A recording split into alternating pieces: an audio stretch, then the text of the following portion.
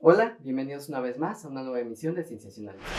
En esta ocasión, yo soy Marie Curie y acompaño, como siempre, al solemne y siempre interesante Charlie. ¿Cómo está, Charlie? Bien, estoy entusiasmado por este nuevo episodio donde estaremos abordando un tema bastante controversial Ujú. y que está eh, en la opinión pública, que es la energía nuclear. Los invitamos a que se queden en esta ocasión, en esta emisión, donde discutiremos las ventajas, las desventajas y los diferentes puntos de vista que ha polarizado este tema, ¿no? Que es la energía nuclear. ¿Con qué vamos a comenzar el día de hoy, Charlie? Pues vamos a comenzar precisamente hablando sobre la energía nuclear, lo que es la energía nuclear, y vamos a abordar dos temas, o bueno, dos casos que son o que han permeado en la opinión pública sobre la energía nuclear, que es el caso de Chernobyl y el caso de Fukushima. Sí, estos casos los conozco bastante bien.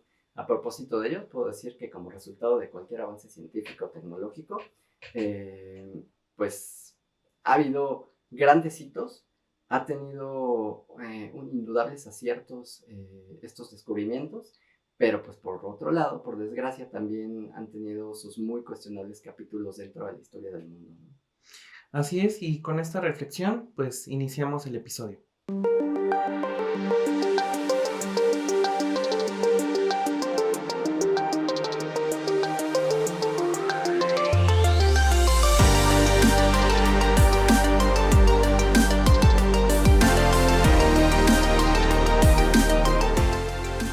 Y bueno, como lo comentábamos, la energía nuclear es un tema bastante controversial, es un tema que tiene muchos matices, que hay una diferencia de opiniones bastante importante, ¿no? Hay quienes hablan a favor, hay quienes hablan en contra, y por ello es un tema que está bastante polarizado.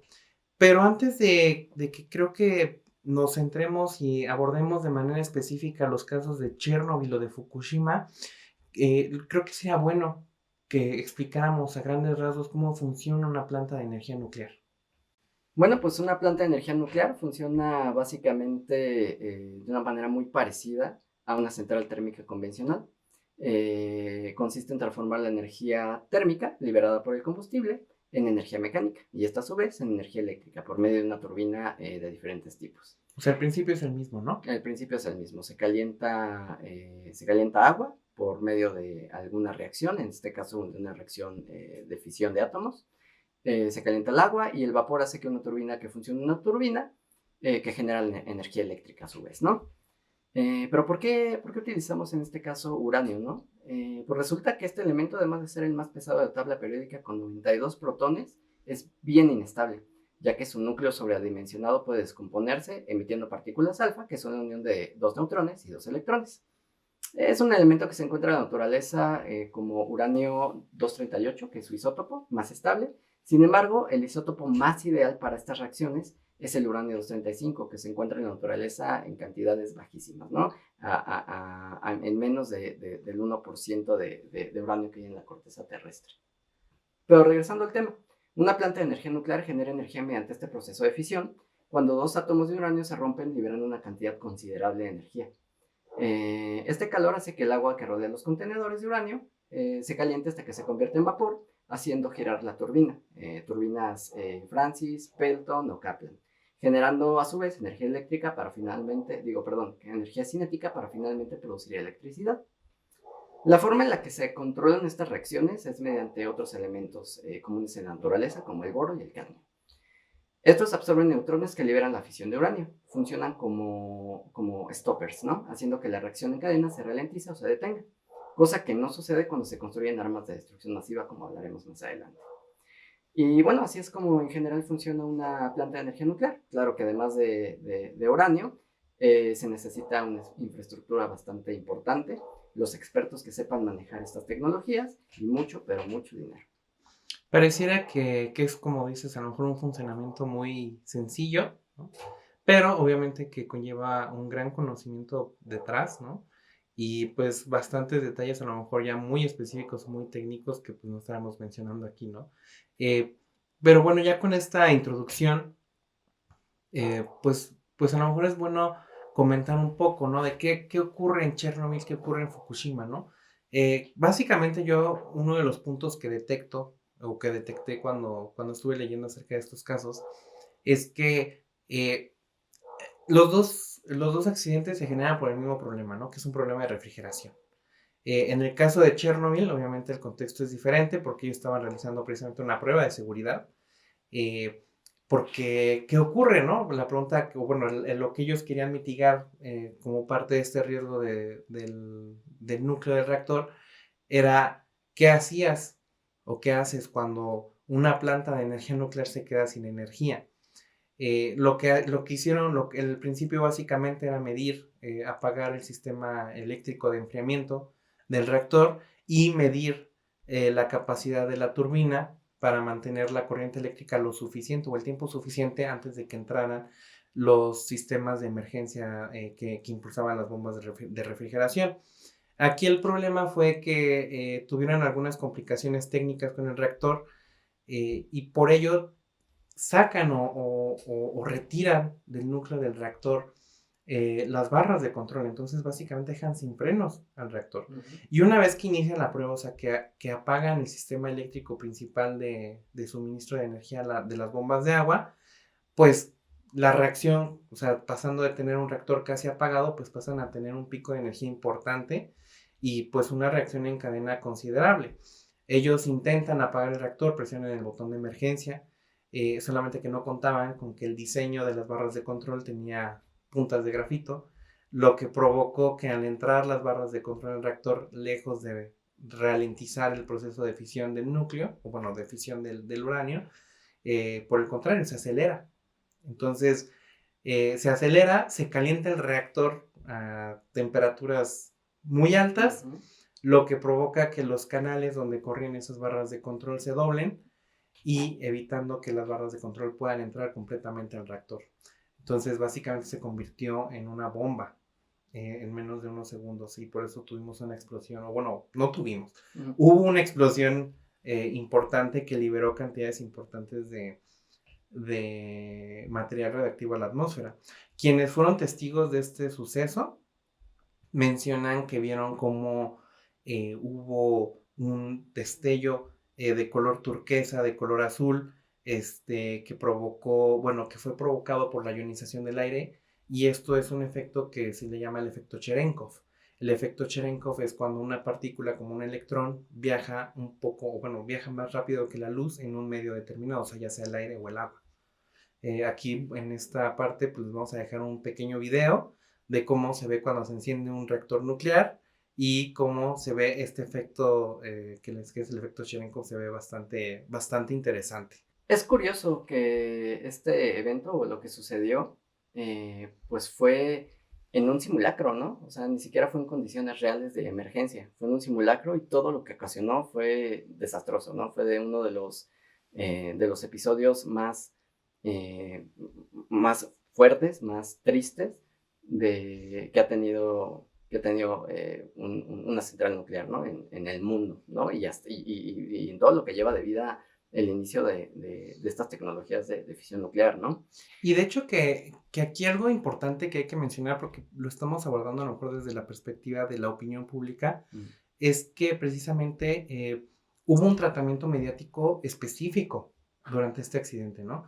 Estamos en el contexto de la Unión Soviética, de un control fuerte por parte del Estado sobre los medios de comunicación. Entonces, los primeros días después de la explosión, pues el gobierno, la instrucción era que no podía salir esa información en ningún lado, ¿no? Sí. Se enteran los otros países vecinos por las mediciones, ¿no? Que realizan de radiactividad en el ambiente cerca de sus plantas nucleares y pues se van para atrás cuando ven las medidas, ¿no? Que están tomando. Entonces, esto son detalles, ¿no? Que definitivamente van sumando a la opinión pública que hay sobre este tipo de tecnologías. Y la satanizan, ¿no? Sí. Ahora, es que estabas hablando acerca de este efecto de luminiscencia que hubo durante esta catástrofe. Me recuerda, ¿no? Un efecto que se llama triboluminiscencia cuando pasan los sismos, ¿no? Cuando pasan los terremotos. El ejemplo más cercano que tenemos aquí en México es en el sismo del 2019, cuando la gente decía que en el cielo veían luces verdes, luces azules, y que se iba a acabar el mundo, y que eran los extraterrestres y demás, ¿no? cuando pues este es un efecto que, como te comentaba, tiene su propio nombre y se basa en el movimiento o en la fricción que hay en el movimiento telúrico de diferentes minerales que hay en la Tierra, dependiendo del tipo de suelo. Y estos liberan a su vez electrones a una velocidad rapidísima, y cuando se liberan a la atmósfera, pues se logra ver, se cargan exactamente, y se logra ver energía en forma de energía lumínica, y lo vemos como rayos, como si fueran iluminaciones color verde o color turquesa también, ¿no? Está también bastante impresionante, muy bonito de ver, siempre y cuando pues ignores el movimiento que hay bajo tus pies en ese momento, ¿no? Sin lugar a dudas, o sea, creo que son fenómenos bastante interesantes, ¿no? A lo mejor en el caso de los sismos, pues bueno, ¿no? Estás con el susto, ¿no? Estás ahí temblando con las piernas como gelatina, ¿no? Sí. De que se te está moviendo la tierra, pero es interesante cuando lo ves, es tenebroso, porque si estás en el movimiento de la tierra, se te está moviendo el piso Sí, abajo, estás que te mueres de miedo. exactamente. Y, Cuando no sabes qué pasa, se exacto, vuelve una experiencia fea, fea. ¿no? Pero pues cuando lo ves desde el punto de vista científico, pues es increíble, ¿no? Como una reacción, porque es una reacción química donde se liberan electrones, puede causar algo tan bonito, ¿no? Como son luces en el cielo. Lo que pasa, por ejemplo, también con las auroras boreales o las Exactamente. auroras australes, ¿no? Sí, sí, son fenómenos impresionantes, ¿no? Aquí a lo mejor la diferencia con el caso de Chernobyl, ¿no? Es de que, pues si uno supiera lo que está pasando, pues sí te cagas del miedo, Sí, ¿no? patas. Porque pues ves que está saliendo la radiación y que si se está iluminando es porque está el efecto Cherenkov y pues estás en una zona peligrosa, amigo. Sí, huye lo más lejos Huye que lo más puedas. rápido posible, ajá. Sí. Otro caso que definitivamente tuvo un efecto importante o que ha tenido hasta la fecha un efecto importante en la percepción sobre la energía nuclear es el caso de Fukushima. Eh, Aquí las condiciones fueron muy distintas, ¿no? Porque no hubo una explosión del reactor como tal, ¿no? Viene el terremoto de 9 grados, o sea, un terremoto de proporciones bíblicas, eh, y los reactores se apagan, ¿no? O sea, obviamente tienen un sistema de emergencia en el que a ciertos grados de movimiento, o bueno, en cierta escala Richter, los sistemas de emergencia automáticamente apagaban los reactores, ¿no? O sea, introducían las barras de boro y apagaban los reactores. ¿Qué es lo que sucede? Que en el caso de Fukushima, a pesar de que se habían apagado los reactores, hay que recordar que que la cantidad de calor, que la cantidad de energía que se produce en el interior de un reactor nuclear, que es parte de la eficiencia también que vamos a hablar más adelante que tiene este tipo de tecnologías, pues a pesar de que estén apagados, pues siguen calientes y siguen produciendo energía, a pesar de que estén apagados. ¿Qué es lo que pasa? Está el terremoto, viene el tsunami y el tsunami deshabilita los sistemas de emergencia de suministro de energía a las bombas que impulsaban el refrigerante dentro del reactor. Hay un derretimiento, no de todos los reactores, pero sí hay un derretimiento dentro del núcleo de algunos reactores de Fukushima. La explosión que hubo fue por otras circunstancias, no fue por, como en el caso de Chernobyl, de que el material saliera expulsado hacia la atmósfera. Pero, una vez más, ¿no? El tratamiento mediático que hay de esta situación, pues también genera cierta incertidumbre, genera cierto miedos en la población, ¿no? No podemos negar que, pues, la gente que vive alrededor de la planta de energía nuclear, pues tuvo que ser evacuada, ¿no? Porque hubo una liberación también de radiación. Sí. Pues sí, la verdad es que fue un accidente también bastante importante en los últimos años. Pero yo aquí te tengo una pregunta, Charlie. ¿Por qué crees que el accidente de Fukushima, aunque fue más catastrófico incluso que el de Chernobyl, porque se produjo bajo circunstancias reales de una emergencia, hubo mucho menos muertes directas a causa de la radiación? ¿Crees que Japón haya estado más preparado ante una contingencia así? ¿Crees que Japón tiene una mayor cultura de la prevención per se? ¿O pues simplemente han aprendido las lecciones tras este último accidente nuclear que se tuvo en Chernobyl? ¿A qué le adjudicas esta? Bueno, definitivamente creo que ha habido los accidentes nucleares que han ocurrido en el pasado, han sentado un precedente muy importante para mitigar los riesgos en las plantas nucleares. Creo que Fukushima, los japoneses estaban muchísimo mejor preparados que en Chernobyl para afrontar una situación crítica. Fue una situación crítica. O sea, el contexto en el que se desarrolla el accidente de Chernobyl es totalmente distinto en el que se desarrolla el de Fukushima. Sí. En Chernobyl estaban haciendo una prueba de seguridad, o sea, hipotéticamente no debía haber salido nada mal. Era un simulacro Era un nada más. simulacro nada más. Y en Fukushima fue una situación real de una catástrofe natural la que tuvieron que afrontar. Y aún así creo que estuvieron bastante bien preparados e hicieron lo que pudieron con lo que tenían al alcance, considerando que todas las vías de acceso a la planta nuclear estuvieron bloqueadas después del tsunami que azotó a la isla de Japón. Sí, creo que también tiene que ver con el aspecto cultural, ¿no? Japón es mucho más disciplinado que muchos otros países del mundo, ¿no? Las acciones emergentes que realizaron, como por ejemplo que la gente mayor a 60 años fueran las personas que se quedaran a mitigar el accidente por radiación nuclear, pues también tiene mucho que ver, o creo que tuvo mucho impacto en el detrimento de las muertes por este accidente, ¿no? Que no fue o no llegó mucho más allá como Chernobyl, ¿no? Que incluso llegó la radiación a otros países. Y que a lo mejor muy probablemente también ha evolucionado, ¿no? La tecnología para tratar este tipo de accidentes, ¿no? Por ejemplo, en Chernobyl, pues tenías a los liquidadores, ¿no? Que pues fueron héroes básicamente no reconocidos, que limpiaron toda la zona de destrucción de la explosión del reactor. Y aún así, yo creo que es muy catastrófico porque es un evento muy, o sea, muy particular que es cubierto por la prensa mundial, ¿no? Y que por eso te queda una sensación de que es una tecnología peligrosa. Pero si lo ponemos en contexto, o sea, ahorita actualmente hay 422 reactores en funcionamiento que proveen el 11% de la energía que consumimos a nivel mundial. Y creo que eso también nos habla de que es una tecnología segura, porque los accidentes nucleares que han habido, pues casi podemos contarlos con los dedos que tenemos en las manos, ¿no? Sí.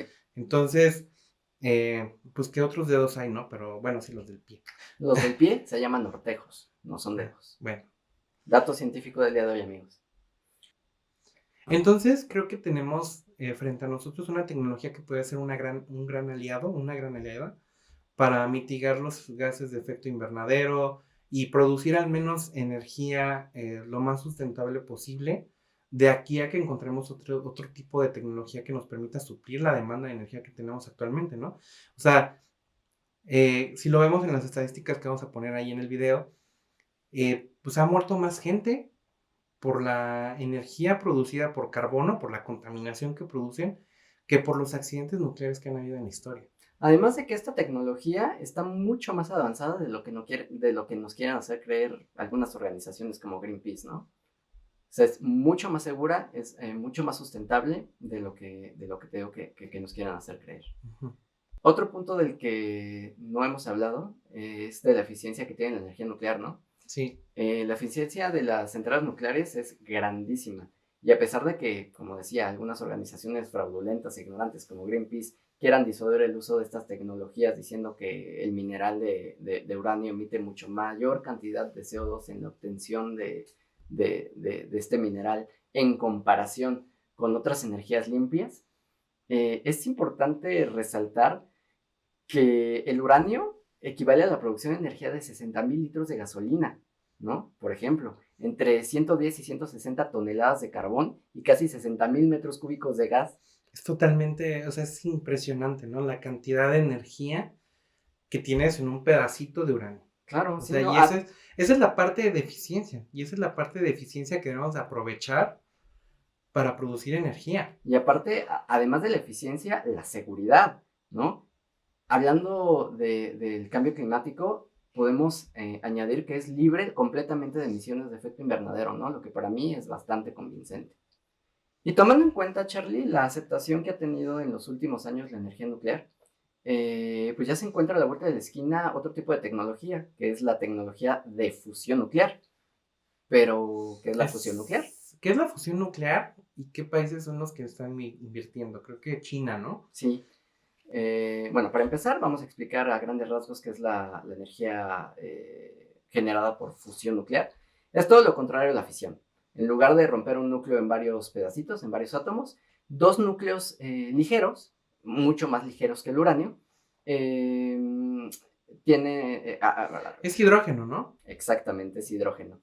Y sus isótopos, ¿no? Que también como del uranio, pues tienen isótopos que son un poco más inestables, que es el deuterio y el tritio. Estos se unen para formar otro elemento un poco más grande, que generalmente es helio, liberando en el proceso una cantidad de energía mucho más superior a la generada por la energía de fisión nuclear. Fíjate que, o sea, creo que en perspectiva, o sea, bueno, no en perspectiva, ¿no? O sea, básicamente la energía de fusión nuclear sería imitar, ¿no? Las condiciones que se producen en el Sol, ¿no? O sea, porque pues así es como produce el Sol su luz. Sí, ¿no? Y ese es un reto tremendo, tremendo, Charlie, porque imagínate, como dices, tener que imitar lo que pasa en el núcleo del Sol, ¿no?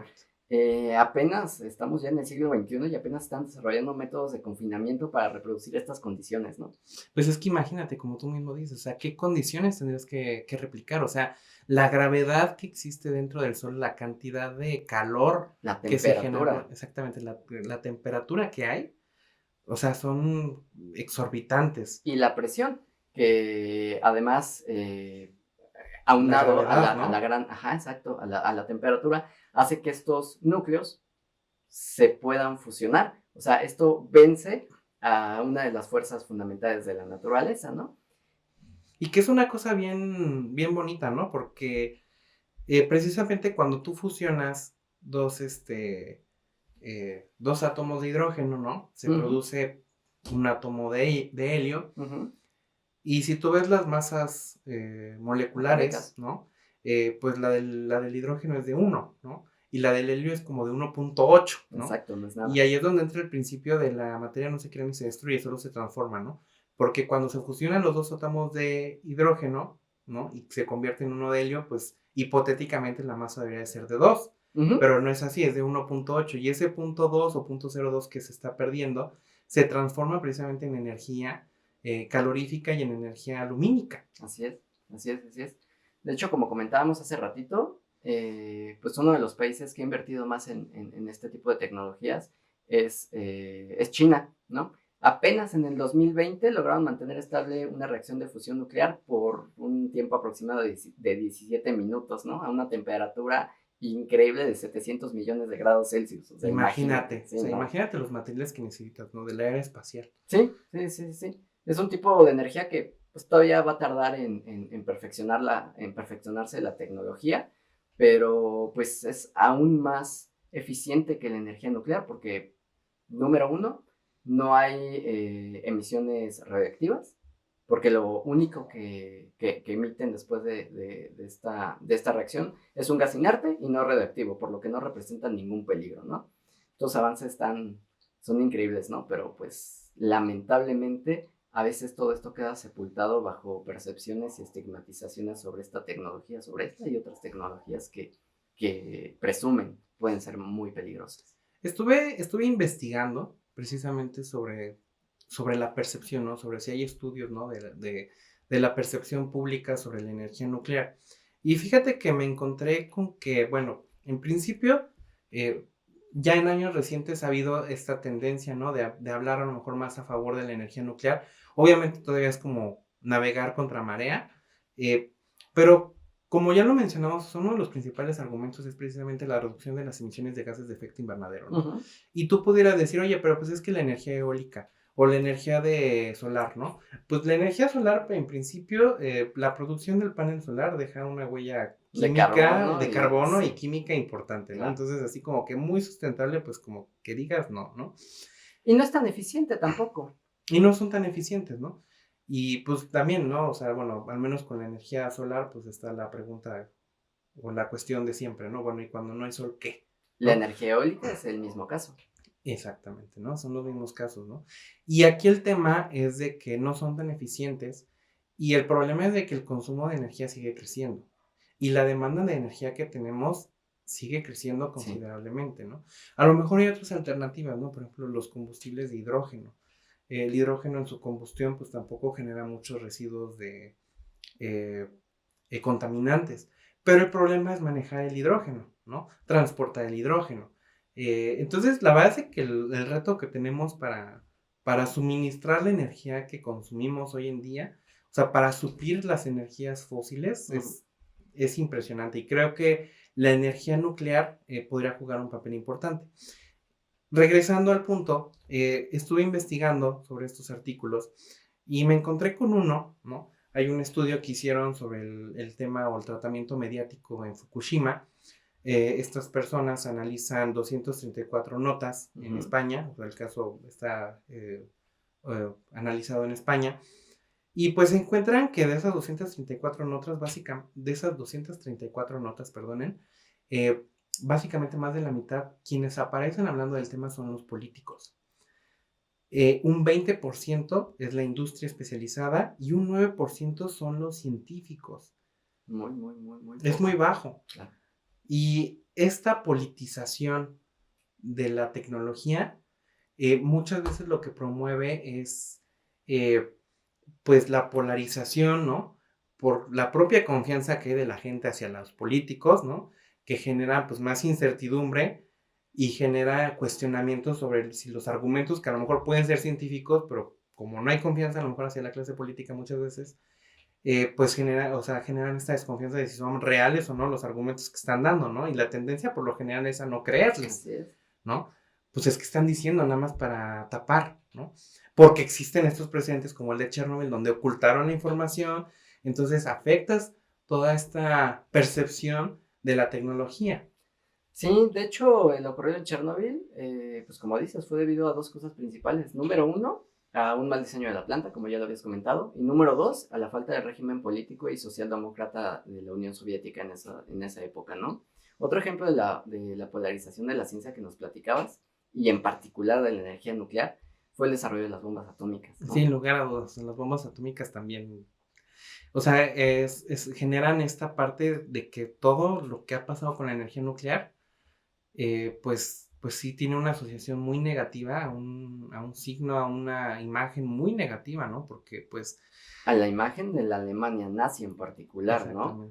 O sea, en esa época, pues los nazis, los alemanes, tenían un montón de científicos, ¿no? Y invertían además en investigación de frontera, me parece que le llaman. Y pues en esa época, pues Estados Unidos, los aliados dijeron, pues antes de que ellos nos ganen, ¿no? Nosotros vamos a demostrarles que somos superiores en cuanto a ciencia y en cuanto a problemas, en situaciones bélicas, ¿no? De hecho, como siempre, mostrando el músculo americano. Exactamente. Yo creo que fue todo, ¿no? O sea, fue el hecho, evidentemente, de que había una necesidad de probar el poderío tecnológico y científico, como lo mencionamos en el capítulo anterior, si no mal recuerdo. Definitivamente la ciencia y la tecnología han ayudado a consolidar los estados. Sí. En el caso de la Segunda Guerra Mundial de la bomba atómica hay que recordar también que son científicos los que advierten al gobierno de Estados Unidos que muy probablemente Alemania estuviera trabajando ya en el desarrollo de alguna bomba o de un arma de destrucción masiva. Es por esto que ellos también pues se ponen manos a la obra, ¿no? A lo mejor en un principio fue como, pues mejor primero yo a ti, ¿no? O sea, mejor, pues si la vamos a tirar, pues mejor primero la tiro yo y después tú, ¿no? Pues ya más adelante creo que pues ya fue más un uso político de la bomba atómica, ¿no? Sí, como lo que pasa con la Guerra Fría, ¿no? Con la llamada Guerra Fría, que se utilizaron estos argumentos bélicos y científicos para detener otro tipo de conflictos bélicos, ¿no? Se utilizaron la amenaza de utilizar este tipo de tecnologías para disuadir a los otros países de que no las usaran y utilizar la diplomacia, ¿no? Como arma para solucionar este tipo de conflictos políticos. Creo que aquí podemos rescatar dos puntos importantes. Uno que es la politización de la ciencia y el otro que es lo que llamaría Carl Sagan la adolescencia tecnológica, ¿no? Ya dijimos, ¿no? O sea, a lo mejor en un principio el desarrollo de la bomba atómica era bajo un argumento pudiera ser legítimo, ¿no? De bueno, tenemos a este país que está radicalizado, que quiere dominar al mundo, entonces desarrollamos un arma primero que ellos porque, pues,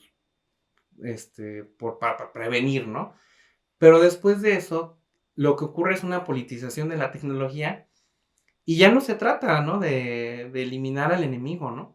Se trata de demostrar que eres superior por todos los medios. O de eliminar al enemigo por otros medios, como dices, ¿no? Por medios, pues no sé si más nobles o menos desastrosos, como es el miedo. Vamos a investigar, les vamos a poner en el video cuántas ojivas nucleares hay actualmente. Y además, la potencia que tienen el día de hoy.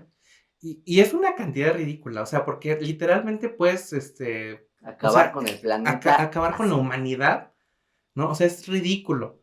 O sea, es ridículo la cantidad de ojivas nucleares que hay ahorita actualmente en servicio. Uh-huh. O sea, considero yo personalmente que es una total irresponsabilidad, ¿no? O sea, es como darle a un niñito una pistola, una metralleta, ¿no? Porque además, ¿quiénes tienen esta tecnología? Pues tienen gobiernos como Rusia, Estados Unidos, Corea del Norte, ¿no? Entonces, son países que están en manos de gente con ideologías diferentes. Uh-huh. Y complicadas entre ellos mismos, ¿no? Exactamente. Sí, o sea, definitivamente intervienen varios factores, ¿no? O sea, yo insisto en que es una irresponsabilidad total, ¿sí? ¿no? Tener tanto armamento nuclear. Creo que es también, como alguna vez lo mencionó Carl Sagan, parecería la impaciencia, ¿no? Por matarnos unos a otros. Pero creo que aquí el tema es que esta irresponsabilidad, o sea, surge a lo mejor el avance científico y se politiza, ¿no? Y es en esta politización donde surge a lo mejor la irresponsabilidad, ¿no? De demostrar que eres superior a otra nación nada más porque tienes más armas nucleares, ¿no? O sea, es ilógico porque si en algún momento realmente hay una guerra nuclear que pues, todavía es latente, que vivamos una guerra nuclear, pues no va a quedar nada, ¿no? Sí, o sea, no, es un arma de doble filo, ¿no? Como la ciencia, como siempre lo hemos dicho. O sea, se puede utilizar para sacar lo mejor y lo más sublime del ser humano o lo más vil, ¿no? Ya lo decía Albert Einstein, ahorita lo que estabas comentando, que la Tercera Guerra Mundial, si se utilizaban, o sea, no estaba seguro, ¿cómo iba? Creo que la Tercera Guerra Mundial se iba a librar con armas nucleares, o más bien, no estaba seguro cómo se iba a librar la Tercera Guerra Mundial, pero estaba seguro de que la Cuarta Guerra Mundial se iba a librar con palos y piedras. Sí, ¿no? Porque no iba a quedar nada en la tercera. Absolutamente nada, Charlie. Es triste. Y como lo comentábamos, o sea, es un arma de doble filo, ¿no? Y fíjate que ahorita también mencionando a Albert Einstein, ¿no? Les recomiendo que vayan a ver la película de Oppenheimer, ¿no? Precisamente surge, o sea, sí, ¿no? Hace el seguimiento de todo el proyecto Manhattan, pero para mí lo que me llamó mucho la atención o lo que me dejó algo de valor, que transmite un buen mensaje, es precisamente la carga moral, ¿no? Que después tiene Oppenheimer sobre el uso que se le da a la bomba atómica, ¿no? Porque es lo que decimos, ¿no? O sea, como que ellos veían y decían, bueno, o sea, ya hicimos la bomba atómica, ya no la necesitamos y pues así se van a quedar las cosas. Pero no fue así. O sea, fue todo lo contrario. No, pues ahora necesitamos más armas nucleares. ¿Para qué? Pues para matarlos. Uh-huh. Porque necesitamos demostrar, repito, que somos grandes y que somos los que gobiernan este planeta. Así es. Y bueno, ya casi por concluir este episodio, que se nos estaba pasando un poquillo, y que es uno de los argumentos también que existe en contra de la energía nuclear, es el tema del tratamiento de los residuos nucleares. Creo que tú hiciste por ahí también una pequeña investigación de cómo se lleva a cabo este proceso. Sí, es polémico también porque pues dicen, ok, ¿cuál es el costo-beneficio? Sí, no vamos a tener emisiones de efecto invernadero, pero vamos a tener emisiones, ¿no? Emisiones radioactivas. Y eso puede llegar a ser incluso más peligroso para la humanidad que el efecto invernadero, ¿no? Pero pues básicamente el tratamiento se hace en tres fases, o se hace a tres tipos de residuos producidos en la central nuclear. Los residuos sólidos, los líquidos y los gaseosos. Para empezar, les voy a explicar qué se le hace a los residuos gaseosos, ¿no? Una vez separados los residuos del refrigerante primario, se filtran para tener los isótopos de yodo y las partículas en suspensión que quedan como residuo. El resto de estos fundamentalmente son gases nobles. Estos pasan por un sistema de retención de tanques o lechos de carbón activado, donde pierden gran parte de su reactividad por desintegración radioactiva y al final son liberados a la atmósfera de una manera controlada. En segundo lugar, tenemos los residuos generados de manera sólida, que son el combustible gastado, ¿no? Que es el uranio. Estos se almacenan por unos pocos años, en primer lugar, para reducir la carga calorífica en las piscinas, porque pues cuando terminas de producir esta energía, pues sabemos que llegan a temperaturas muy, muy elevadas, entonces necesitan un tiempo de latencia para poder disminuir pues esta temperatura. ¿Qué es lo que se le conoce como calor residual, no? Es correcto. O sea, ¿qué es lo que decíamos, no? O sea, los reactores de Fukushima se apagan, pero pues el calor es tal que siguen de alguna manera generando energía, o sea, pueden seguir usando energía, ¿no? Exactamente. En segundo lugar, el segundo paso, es almacenarlos en un plazo un poco más largo, ¿no? De 20 a 60 años en los contenedores que también se tienen dentro de las centrales nucleares. Y en tercer lugar, que es también uno de los temas que ha estado en boga estos últimos meses, que es el tratamiento que se le hace a los residuos líquidos, ¿no? Por el caso precisamente de Fukushima. ¿No? Estos residuos líquidos son tratados por un proceso llamado Advanced Liquid Processing System, que reduce la cantidad de sustancias radioactivas a niveles indetectables por el ser humano, ¿no? Excepto de un isótopo que es el tritio. Y es por esto que este último se llega a diluir en agua hasta un máximo de 1500 becquereles por litro. ¿Qué es eso? O sea, ¿qué significa eso? Es la cantidad o una cantidad máxima a la que se puede diluir este elemento o este isótopo para que no sea detectable y para que sea seguro para la emisión o para la recepción de los seres humanos. Esto equivale a reducir la vida útil de un ser humano en 1 minuto tras un vuelo transoceánico o 5 segundos de la vida promedio de un fumador como tú y yo.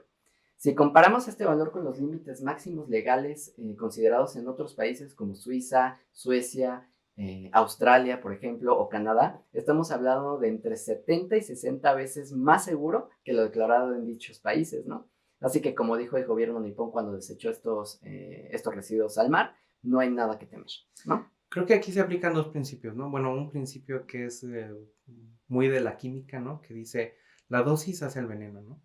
Y, o sea, de lo que entiendo entonces, pues lo que hacen es diluir el tritio. Así es. En agua. Así o sea, usan como el principio de la homeopatía, ¿no? Sí, lo diluyen para que millones de veces. Y pues está más concentrado, ¿no? A lo mejor. No, pues contrario a lo que se podría pensar, a lo que podrían pensar los homeópatas, se diluye en una concentración que es completamente inocua para el ser humano, ¿no? De hecho, hay otro tipo de actividades a los que estamos expuestos que nos generan mayor peligro en cuanto a emisiones nucleares, ¿no? Energías de isótopos radioactivos, como es comer plátano, ¿no? Como es, por ejemplo, someterte a placas torácicas de radiación ionizante, ¿no? Que son las radiografías. De hecho, hay un estudio que se los vamos a poner en el video, donde dice que comer un plátano al día te genera mayor exposición a núcleos o a radiación, valga la redundancia, radioactiva, que vivir 1 año completo al lado de una central nuclear. Así de seguro es tener, producir y vivir al lado de una central nuclear. Además de como ya habíamos dicho, la eficiencia que tienen estas plantas, ¿no? Tenemos una en México. Tenemos una en México que es Laguna Verde. ¿Produce qué? ¿Alrededor del 3% de la energía total, de la energía eléctrica total en el país? Creo que sí, o sea, ponemos el dato, pero sí es, o sea, considerando que es una planta nuclear nada más. Una planta nuclear. Tiene 2 reactores, ¿no? Tiene 2 reactores, creo que son de 800 megawatts. Los de Chernobyl eran de 3200 megawatts, imagínate, o sea, eran unas bestias. Sí. Y aún así, a pesar de que creo que son de 800 megawatts, repito, lo vamos a poner en el video, vamos a especificar el dato. Sí, creo que producen como un 5% de la energía que consume el país. O sea, imagínate, una planta nada más. 5%, Por ejemplo, de los países que tienen mayor número de plantas nucleares me parece, España y Francia. Francia produce el 70% de su energía eléctrica a base de energía nuclear. Entonces, esto es, como lo habíamos dicho, es mucho más seguro de lo que nos quieren hacer creer nuestros gobernantes, ¿no? O otros medios de comunicación masiva. O que depende de los gobernantes, ¿no? Uh-huh. Porque a lo mejor como en Francia, pues están más, con una idea más aceptada, ¿no? De la tecnología y de su aprovechamiento. Así es. En conclusión, ¿qué podemos decir? Yo diría que definitivamente hay una polarización sobre el uso de la energía nuclear, Uh-huh. pero que al mismo tiempo es una energía que nos promete, no nos promete, sino que nos ha demostrado que puede ser una buena alternativa para sustituir los combustibles fósiles. A lo mejor no al 100%, pero sí producir la mayor cantidad de energía posible para reducir al mínimo los combustibles fósiles y reducir las emisiones de gases de efecto invernadero. Uh-huh. Y el tercero que yo diría es de que los medios de comunicación son grandes influenciadores de cómo se construye la realidad.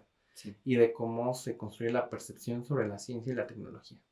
Sí, hay un trecho muy, muy, muy corto en lo que se refiere a la seguridad de estas tecnologías versus los elementos peligrosos, ¿no? A los que podríamos estar expuestos, llámese radiación nuclear, llámese bombas atómicas, bombas de destrucción masiva. Lo que comentábamos hace unos segundos acerca de Francia y de Japón, con lo que pasó en Fukushima, es un punto muy importante a considerar en México, ¿no? Yo creo que en México no estamos preparados todavía intelectualmente para tener este tipo de energías. Es algo, a lo mejor tienes una opinión diferente a la mía, Charlie, pero creo que en los países tercermundistas, lamentablemente, tenemos una cultura bastante pobre, no solamente en cuanto a energías nucleares, ¿no? Sino en cuanto a educación en general y en educación a la ciencia en general. Entonces, creo que sí tenemos un trayecto largo que recorrer en Latinoamérica, pero esperemos que paso a paso y como ha venido pasando a lo largo de los años, copiemos lo mejor de las decisiones o de las buenas decisiones que ha tomado el primer mundo, ¿no? Entonces, pues como conclusión podría decir eso. Yo nada más me gustaría puntualizar, ¿sí? ¿No? Yo creo que a lo mejor el atraso, siento yo, no es tanto de la parte intelectual. Yo creo que sí tenemos gente que podría ser capaz o que es capaz, ¿no? De llevar o de establecer a lo mejor las capacidades para tener energía nuclear en Latinoamérica. Yo creo que más bien nuestro atraso es político. Porque como lo mencionamos, una planta de energía nuclear requiere también que exista un marco normativo, que existan procedimientos, que exista una evaluación del riesgo, una política, vamos a decirlo así, y también conllevan un gasto importante, o sea, porque es la infraestructura que requieres para construir una planta nuclear, o sea, el reactor, el edificio de contención, esas cosas, pues es una inversión importante. Pero podría ser subsidiado incluso, ¿no? Por otros países. Podría ser subsidiado, o sea, yo lo que me refiero es de que, o sea, en Latinoamérica tenemos un problema importante de corrupción. Sí. ¿No? Voy hacia allá, ¿no? Hacia el problema de la corrupción. Entiendo. Entonces, ahí es donde está el tema, ¿no? De, pues, ¿quién te garantiza que pues, no hubo corrupción, ¿no? Que los recursos van a llegar exactamente, a buen puerto. Exacto. Ahí es donde está mi duda, no tanto en la parte científica. Yo creo que científicamente cualquier país de Latinoamérica podría estar al nivel de un país definitivamente hay los medios, tenemos a la gente, pero coincido contigo, o sea, creo que si hemos eliminado gran parte del material o de la materia prima, hablando de tecnología, en particular me refiero a las grandes mentes que nacen en México, uh-huh. Es por la política, ¿no? ¿Cuántas instituciones, hablando de la energía nuclear, se han cerrado Pues porque no lo ven necesarios, ¿no? Es necesario quitarles el presupuesto a esas centrales o esas instituciones, pues para ponerlos en otros lados que a lo mejor son importantes como la educación o los programas sociales, ¿no? Pero creo que sí hace falta visión, exactamente. Ahorita me parece que nada más hay una sola organización en México dedicada a la investigación nuclear, ¿no? Cuando había en los años 70 2 o 3 diferentes e iba en crecimiento, ¿no? Pero pues, ¿qué pasa? Lo de Chernobyl, entre otras cosas, y pues bueno, se detiene, ¿no? De alguna manera, completo, ¿no? Sí. Como una moratoria. Pero ya nos estamos desviando también del tema, ¿no? Un poco. Después, en otro episodio, vamos a hablar precisamente de la politización de la ciencia también, ¿no? Que no se lo pierdan. Inevitablemente va de la mano, ¿no? La ciencia y la política, de alguna manera, ¿no? O de todas las maneras, porque depende, como le hemos dicho, depende, los avances tecnológicos y científicos dependen en gran medida de la política, ¿no? Y de los recursos que este le brinde a las instituciones. Pero bueno, Charlie, creo que es hora de despedirnos. Creo que fue un buen programa, un buen ejercicio. Espero que hayan aprendido mucho. Dejen sus comentarios y recuerden seguirnos en nuestras redes sociales y en nuestros canales de Spotify y Apple Music. Digo Apple Podcast. Ya es la segunda vez que me equivoco con eso. Apple Podcast. Es cuestión de práctica, Charlie. Y recuerden, amigos, que la opinión de un científico no es ciencia. Hasta luego.